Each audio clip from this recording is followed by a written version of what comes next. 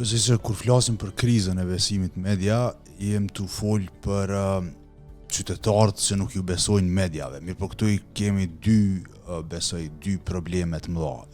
E para janë vetë qytetarët, cilët zgjedhin mos me ju besu mediave, dhe këtu e kam fjalën, kjo është zgjedhje që bëhet me vetdijen e tyre. Domethënë, ne e dim se jetojmë në një ambient goxha toksik.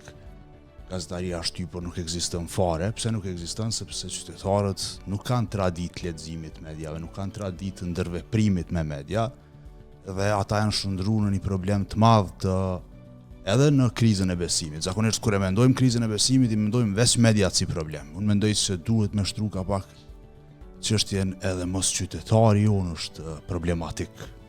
Mos nuk është fort i preokupum për të mirën publike, mos po dëm veç me i konformu besimet që ai i ka.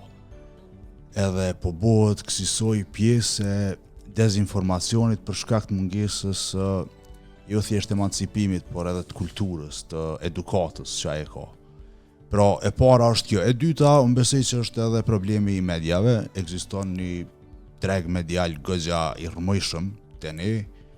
Ka kompani të mëdha që operojnë, që nuk i ngritin shumë standardet, edhe pastaj kompanitë më të vogla mediale natyrisht e kanë terrenin më të lirë për me vepru edhe me bë gjithçka. Na po e shohim për ditë se sa shumë përmbajtje senzacionaliste ka, sa shumë clickbait ka, sa shumë informacione të pa verifikuar ka, edhe prej mediave që ish dasht mos me pas his, me pas fact checking, fix, me pas quality control, nuk kanë as mediat e mëdha, nuk mundna me prit edhe për mediave të vogla. Kështu që natyrisht këto dyja, edhe qytetari pa edukat, edhe mediat në një gjendje goxha të keqe, e ushqejnë njëra tjetrën edhe e krijojnë këtë farë krizët besimit.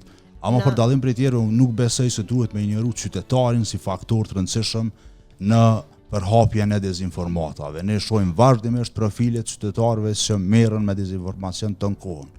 E në kohën e rrjeteve sociale, qytetari është ka agjenci të vetën, ka mundësinë që ai me u shndru në një medium më të rëndësishëm se sa një medium i vërtet.